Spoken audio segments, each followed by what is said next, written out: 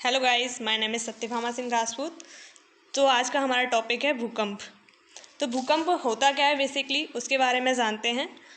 जैसे कि पृथ्वी की सतह पर उत्पन्न तीव्र गति का कंपन, जिसकी उत्पत्ति जो भूकंपीय तरंगें हैं के रूप में होती है, उसे क्या कहते हैं? भूकंप कहते हैं। जिसका प्रभाव हमें हमारे धरातल पर दिखाई देता है और जिसे हम भलीभांति परिचित है। जैसे कि सड़कों में दरार पड़ जाना, बिल्डिंग का गिर जाना या बिल्डिंग में दरार पड़ जाना, भूकंप के ही परिणाम है। अब भूकंप उत्पन्न कैसे होता है उसके बारे में जानकारी प्राप्त करते हैं। जैसे कि हमें ये इमेज में दिख रहा है कि जो पृथ्वी है वो सबसे पहले किस किस चीज़ से या क्या क्या उसके स्तर हैं। जब से नीचे होता है पृथ्वी में कोर, फिर मेंटल, फिर क्रस्ट, सबसे ऊपर वाली परत को क्रस्ट कहा जाता है। अब हमारे जो भूकंप उत्पन्न होता है उसे भूकंपीय मूल कहा जाता है, जैसे फोकस सेंटर इंग्लिश में कहा जाता है। और जहाँ पर हम भूकंप की जो तरंगें हैं उनको महसूस करते हैं उन्हें अधिकेंद्र या एपिसेंटर कहा जाता है। और जो एंटीपोड होता है अधिकेंद्र के विपरीत जब वो भूकंपीय जो तरंगें 21 मिनट के बाद जहाँ पहुँचती हैं उसे हम एंटीपोड कहते हैं।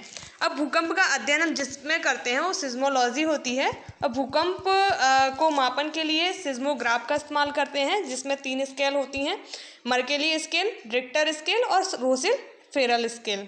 जो मर्केली स्केल होती है उसमें जो पैमाना रहता है वो 0 से 11 रहता है, और रिक्टर स्केल रहती है उसमें 0 से 9 रहता है, और रोसिल फेरल स्केल रहती है उसमें 0 से 12 रहता है। अब भूकंपीय जो घटना है उनके बारे में पता कैसे करें किसी क्षेत्र में कि भूकंप आने वाला है?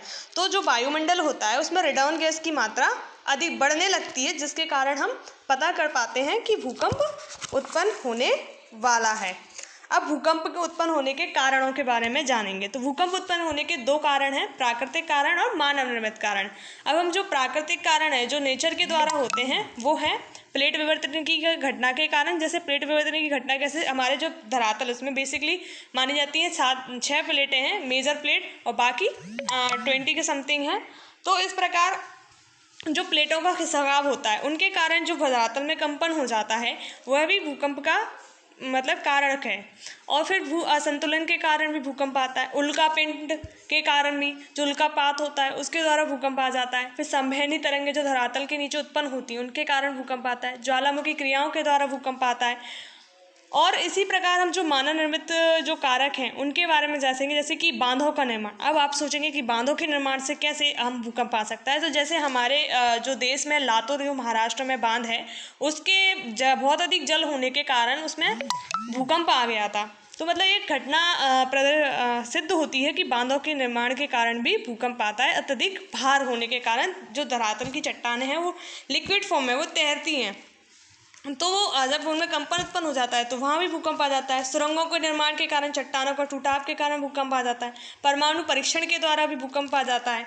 और ट्यूबवेल की जैसे हम खुदाई करते हैं बहुत अधिक मात्रा तक नीचे तक कर देते हैं गहराई में, तो वहाँ पे चट्टानों के टूटने के कारण उनमें कंपन उत्पन्न होने लगता है, जिसके कारण भी भूकंप उत्पन्न होता है। अब वो भूकंपी तरंगों के बारे में जानकारी प्राप्त करते हैं। तो भूकंपी तरंगें बेसिकली 2 प्रकार की होती हैं, भूगर्भीय तरंगें और सतही तरंगें। जो भूगर्भीय तरंगें होते हैं उन्हें बॉडी वेव्स बोलते हैं, और सतही तरंगें होती हैं सरफेस वेव बोलते हैं। जो बॉडी वेव होती है वो 2 टाइप की होती हैं, प्राइमरी वेव और सेकेंडरी वेव। इन्हें शॉर्ट फॉर्म में पी तरंगें और एस तरंगें भी बोलते हैं। और जो प्राइमरी वेव होती हैं उनकी जो प्रकृति होती है वो अनुदैर्ध्य तरंगों की भांति होती है, और जो सेकेंडरी वेव होती है उनकी प्रकृति अनुप्रस्थ जो तरंगें ट्रांसफर वेव हैं उनकी भांति होती है। और जो प्राइमरी तरंगें हैं उन्हें ध्वनि तरंगें कहते हैं, और जो एस तरंगें होती हैं या सेकेंडरी तरंगें हैं उन्हें बोलते हैं प्रकाश तरंगें, जो प्रकाश वाले माध्यम होती हैं। और जो प्राइमरी तरंग में पदार्थों का संचलन होता है वो क्षैतिज होता है, और एस तरंगों में जो पदार्थों का संचलन होता है वो लंबवत होता है। और जो प्राइमरी तरंगें हैं वो तीनों माध्यम, जैसे हम 3 माध्यम जाते हैं, ठोस, द्रव, गैस, वो तीनों में चल सकती हैं। जबकि जो एस तरंगें होते हैं वो केवल ठोस माध्यम में चलती हैं। ठीक है।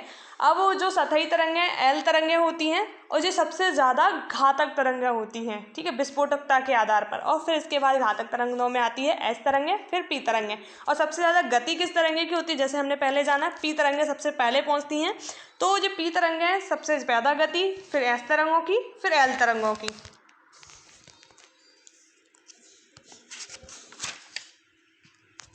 अब हम भूकंप का विश्व वितरण पढ़ेंगे।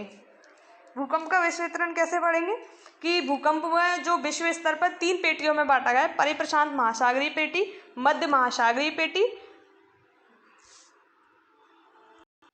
मध्य महाद्वीपीय पेटी है, और फिर मध्य अटलांटिक पेटी। इन तीनों क्षेत्रों के आधार पर हम विश्व में भूकंप के क्षेत्रों को देख सकते हैं कि किस प्रकार वहाँ भूकंप उत्पन्न होता है। अब हम भारत में भी भूकंप देखेंगे तो भूकंप भारत में जो उत्पन्न होता है वो चार क्षेत्रों में बांटा गया है, जैसे कि जोन 2, जोन 3, जोन 5 और जोन 4 और 5 में, ठीक है। और जो जोन 2 होता है उसमें कम तीव्रता वाले क्षेत्र हैं, फिर उसके बाद मध्यम तीव्रता 3rd वाले क्षेत्र में आते हैं, फिर 4th नंबर का जो जोन है उसमें गंभीर तीव्रता वाले क्षेत्र आते हैं, और जो 5th नंबर का है उसमें बहुत ही गंभीर तीव्रता वाले, मतलब एक्सट्रीम कंडीशन हो जाती है। अब जैसे कि हम जो सबसे खतरनाक क्षेत्र है जहाँ भूकंप आते ही रहते हैं वो है आपका जोन 5, जिसमें आता है आपका पूर्वोत्तर नॉर्थ ईस्ट वाला क्षेत्र, जम्मू कश्मीर वाले कुछ हिस्से, लद्दाख आता है, हिमाचल प्रदेश आता है, उत्तराखंड आता है, गुजरात आता है, कच्छ के कुछ हिस्से आते हैं, और उत्तरी बिहार आता है, अंडमान निकोबार द्वीप समूह के कुछ हिस्से शामिल हैं। और फिर जोन 4 में जम्मू कश्मीर तो आते ही, कुछ क्षेत्र जम्मू कश्मीर के, लद्दाख के भी, हिमाचल प्रदेश के भी, और शेष जो भाग है वो केंद्र शासित प्रदेश दिल्ली भी इंक्लूड है इसमें, फिर सिक्किम, फिर उत्तर प्रदेश, फिर बिहार, फिर पश्चिम बंगाल के कुछ हिस्से आते हैं, इसे उत्तरी वाले क्षेत्र, और गुजरात, राजस्थान के कुछ हिस्से इसमें जो जोन 4 है उसमें आते हैं, और पश्चिमी तट मतलब जो ईस्ट वेस्टर्न घाट है और महाराष्ट्र वाले कुछ छोटे हिस्से इसमें शामिल हैं, जो मतलब गंभीर क्षेत्रों से थोड़ा कम गंभीर है।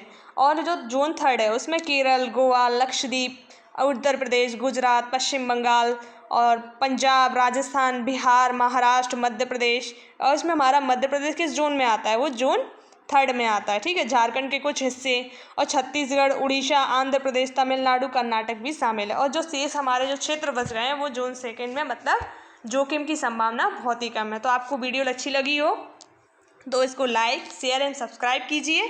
एंड आप ऐसी वीडियो और देखना चाहते हैं तो कमेंट बॉक्स में ज़रूर बताइए। And thank you so much watching for this video.